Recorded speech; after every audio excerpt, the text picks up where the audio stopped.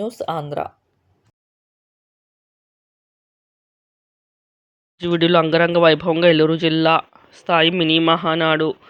నూజివీడు పట్టణంలో మార్కెట్ యార్డులో జరిగిన జిల్లా స్థాయి మినీ మహానాడుకు తెలుగుదేశం పార్టీ నాయకులు, కార్యకర్తలు పెద్ద ఎత్తున తరలివస్తున్నారు. మినీ మహానాడు సభలో ఏలూరు జిల్లా నూజివీడు నియోజకవర్గ అభివృద్ధికి సంబంధించిన కొన్ని తీర్మానాలు చేయడం జరిగింది. ఈ సందర్భంగా పార్థసారథి గారు తెలుగుదేశం పార్టీ అంటే ఒక చరిత్ర, భవిష్యత్తు అభివృద్ధికి చిహ్నమని పేర్కొన్నారు. రాష్ట్ర భవిష్యత్తు మారాలన్నా, అభివృద్ధి చెందాలన్న యువకులను ఉద్యోగ, ఉపాధి అవకాశాలు కలగాలన్న తెలుగుదేశం పార్టీ ద్వారానే సాధ్యమని అన్నారు.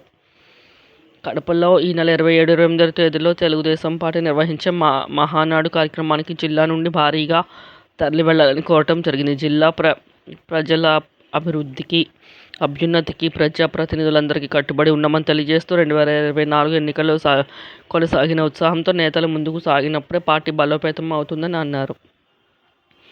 ఈ కార్యక్రమంలో జిల్లా తెలుగుదేశం పార్టీ గన్ని వీరాంజనేయులు గారు, ఆలపాటి రాజేంద్రప్రసాద్ గారు, దెందులూరు శాసనసభ్యులు చింతమనేని ప్రభాకర్ గారు, బడేటి చంటి గారు, చింతలపూడి శాసనసభ్యులు సొంగ రోషన్ కుమార్ గారు, పోలవరం ఇన్ఛార్జ్ బోర్గం శ్రీనివాసరావు గారు,